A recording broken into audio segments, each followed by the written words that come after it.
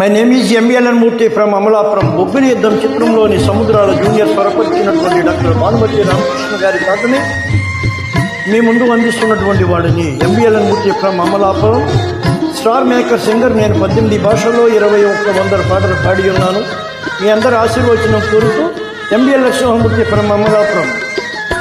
శ్రీకర కరుణాలవాల వేణుగోపాల, శ్రీకర కరుణాలవాల వేణుగోపాల, చెరులో యశము శోభల దీవించు మమ్ములా, శ్రీకర కరుణాలవాల వేణుగోపాల.